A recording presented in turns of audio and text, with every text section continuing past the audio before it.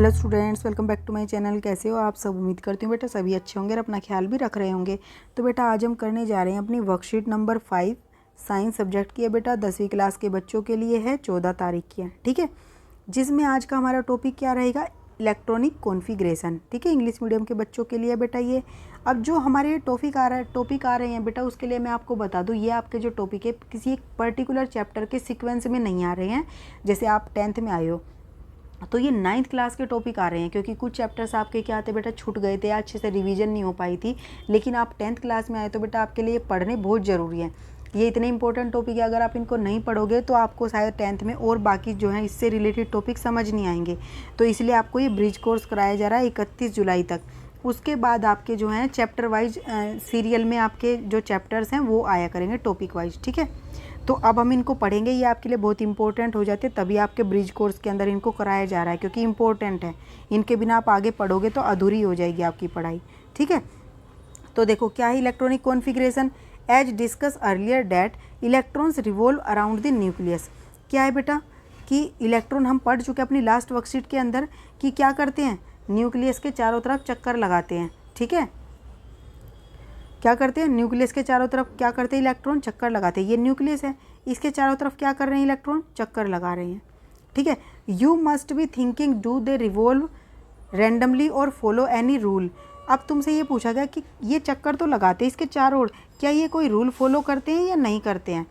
तो बेटा देखो, अब किसके अंदर कितने इलेक्ट्रॉन चक्कर लगाएंगे ये क्या है, रूल पर डिपेंड करता है, ठीक है। तो yes there are certain rules, let us know the rules. तो इन रूल्स को हम जानने की कोशिश करते हैं, ठीक है। दी ऑर्बिट्स और shells in which electrons revolve in represented by K first shell, ठीक है। तो बेटा इनको हम क्या बोलते हैं, इनको हम ऑर्बिट भी बोलते हैं और इनको सेल भी बोलते हैं, ठीक है। तो फर्स्ट सेल इसको हम बोलेंगे नाभिक के जो न्यूक्लियस के पहले बिल्कुल पास वाले को हम बोलेंगे फर्स्ट सेल, जिसका नाम के है। इसको बोलेंगे सेकंड सेल, n=2 से डिनोट करेंगे, एल सेल, इसको m और इसको n। अब ये मत सोचना ये KLM से क्यों शुरू किए गए हैं, आपको लर्न करने हैं कि इसका नाम क्या है, KLM सेल। K जो है पहला सेल है, M जो है दूसरा है, L जो है दूसरा है और M जो है आपका तीसरा है और N आपका चौथा है, ठीक है। तो maximum number of electrons in a shell is given by the formula 2n²। जो मैक्सिमम नंबर ऑफ इलेक्ट्रॉन्स हैं सेल के अंदर वो किसके द्वारा दिए जाएंगे, मतलब किस सेल के अंदर कितने इलेक्ट्रॉन्स जो हैं तुम्हारे रिवॉल्व करेंगे, वो कैसे पता चलेगा। ये 2n का जो फॉर्मूला है 2n² का, इससे पता चलेगा। देखो फर्स्ट सेल K है, यानी कि n की वैल्यू 1 है, पहला सेल है, तो यहाँ पे n क्या करोगे 1 पुट कर दो तो कितने आए, यानी कि पहले में 2 इलेक्ट्रॉन आएंगे बस, ठीक है, मैक्सिमम।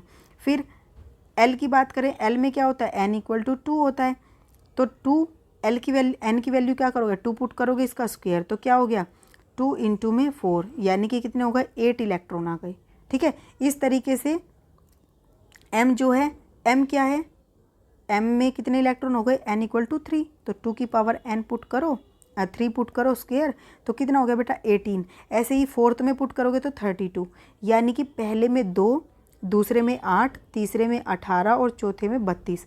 ये तुम्हारे इतने मैक्सिमम इलेक्ट्रॉन्स आ सकते हैं, ठीक है, KLM सेल के अंदर। अब तीसरा पॉइंट क्या है बेटा, outermost shell can have maximum 8 electron. अब किसी भी एटम का जो आउटर मोस्ट सेल होगा उसके अंदर बेटा 8 इलेक्ट्रॉन होने चाहिए। अगर नहीं होंगे तो वो क्या करेगा, अपने आउटर मोस्ट सेल के अंदर 8 इलेक्ट्रॉन को मतलब रखने की कोशिश करेगा, चाहे वो उसके लिए उसको इलेक्ट्रॉन देने पड़े या किसी से लेने पड़े, वो उसमें अपने भारी कक्ष में 8 इलेक्ट्रॉन पूरे करने की कोशिश करेगा, ठीक है। तो अब यहाँ पर देखो electronic configuration of first 20 elements.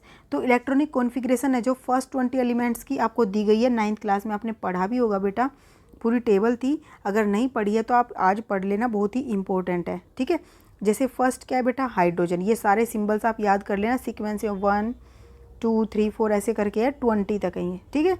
तो हाइड्रोजन को H से डिनोट करते हैं, इसमें टोटल नंबर ऑफ इलेक्ट्रॉन 1 होता है क्योंकि ये पहले नंबर पर है। अब जितने बेटा क्या है एटॉमिक नंबर, जितना एटॉमिक नंबर होता है ना उतने ही उसके अंदर इलेक्ट्रॉन होते हैं। हाइड्रोजन का एटॉमिक नंबर 1 है, यानी कि इलेक्ट्रॉन 1 होगा।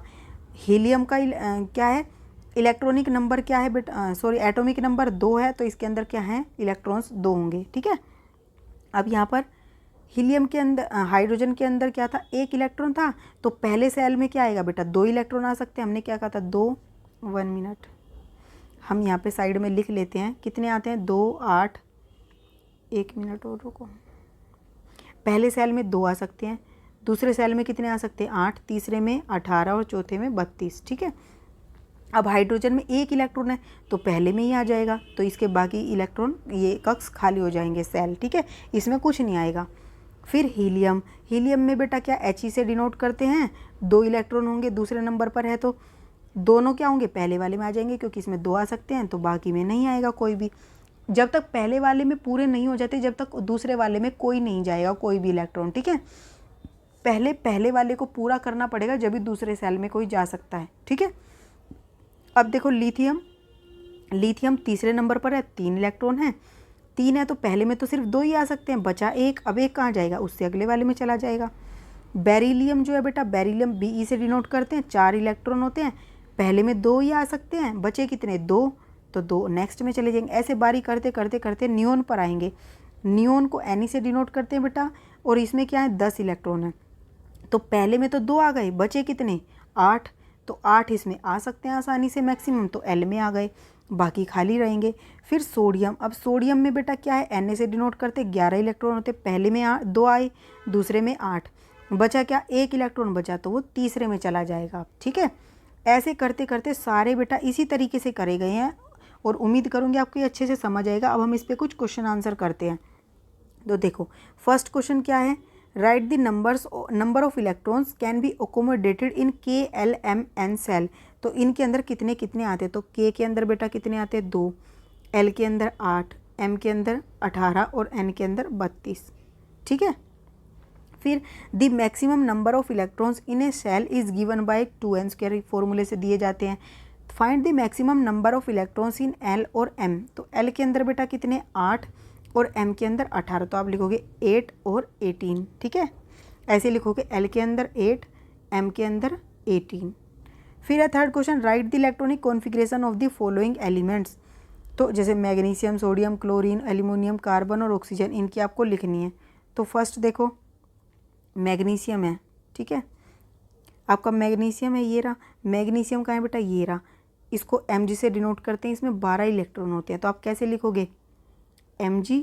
ठीक है, कितने इलेक्ट्रॉन हैं, 12 हैं, तो पहले में 2 आए, आप ऐसे भी लिख लो, K, L, M, N चाहो तो ऐसे भी लिख लो, 2 आ गए, दूसरे में 8 आ गए, टोटल कितने हो गए, 10, लेकिन इसमें तो 12 हैं, तो 2 M में आ जाएंगे।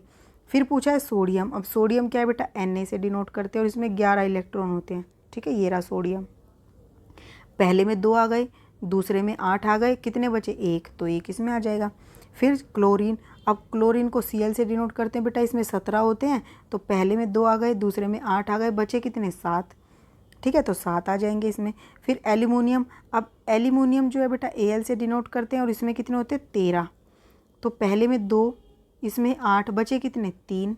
ठीक है, फिर कार्बन, अब कार्बन में बेटा कितने होते हैं, 4 इलेक्ट्रॉन होते हैं, तो पहले में 2 आ गए, दूसरे में 2 आ गए। ठीक है, फिर क्या है ऑक्सीजन। अब ऑक्सीजन में बेटा क्या होता है, 8 इलेक्ट्रॉन होते हैं, तो पहले में तो 2 आ गए, बचे कितने, 6, तो दूसरे में 6 आ गए। तो ये आपकी क्या थी, सारी इलेक्ट्रॉनिक कॉन्फ़िगरेशन थी सभी की जो पूछी गई है। ऐसे आप सबकी याद कर लो, बहुत आसान है। टोटल नंबर ऑफ इलेक्ट्रॉन पता लगाओ और अपना डालते चले जाओ। तो ये आपकी आज की वर्कशीट थी। फिर भी कोई डाउट रहे बेटा तो आप कमेंट बॉक्स में पूछ लेना। इस वीडियो में इतने, अपना नेक्स्ट टॉपिक जो है नेक्स्ट वीडियो में करेंगे। तब तक के लिए ऐसे हंसते रहिए, मुस्कुराते रहिए, पढ़ते रहिए और आगे बढ़ते रहिए। Thank you.